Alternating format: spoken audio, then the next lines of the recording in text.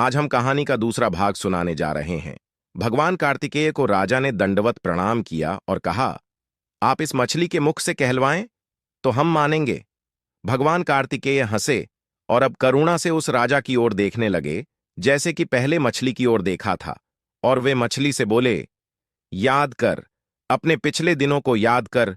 तू ही कपिल था, तू ही वह भिक्षु था, और तू महाज्ञानी भी था जो कश्यप मुनि के चरणों में बैठा रहता था। मछली के मुख से आवाज आने लगी और मछली बोली, हां, भगवन में ही कपिल हूं। और इतना कहकर मछली की आंखें आंसुओं से भर गईं। गहन पश्चाताप और गहन विषाद से उसके नेत्र डब डब्बाने लगे। उसी क्षण एक अपूर्व घटना घटी।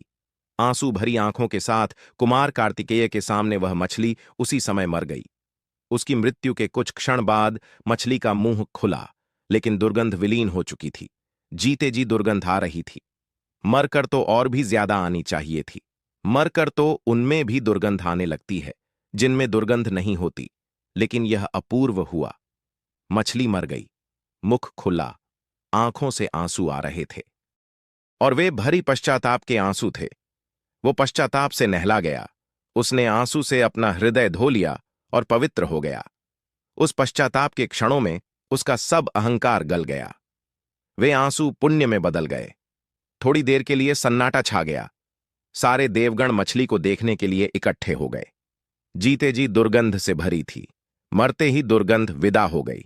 इतना ही नहीं, जैसे ही पुरानी दुर्गंध हवा के झोंकों से दूर हो गई और मरी हुई मछली से सुगंध आने लगी। हिमालय जैसे पहले दुर्गंध से भर गया था, वैसे ही फिर हिमालय में सुगंध उठने लगी। दोस्तों, इस कहानी से यह शिक्षा मिलती है कि हम जैसा कर्म अपने पिछले जन्मों में करते हैं, वैसा ही इस जन्म में पाते हैं।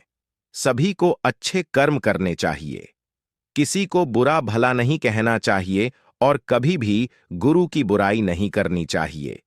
गुरु ही परम पिता परमात्मा का एक दूसरा रूप है। दोस्तों, आज आपको हमारी कहानी कैसी लगी? कमेंट में जरूर बताएं।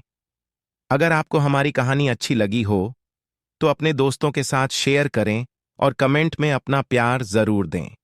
चैनल को सब्सक्राइब करें, बेल आइकन को प्रेस करें, जिससे आने वाली कहानी की नोटिफिकेशन आप पर सबसे पहले पहुंच सके। राधे राधे।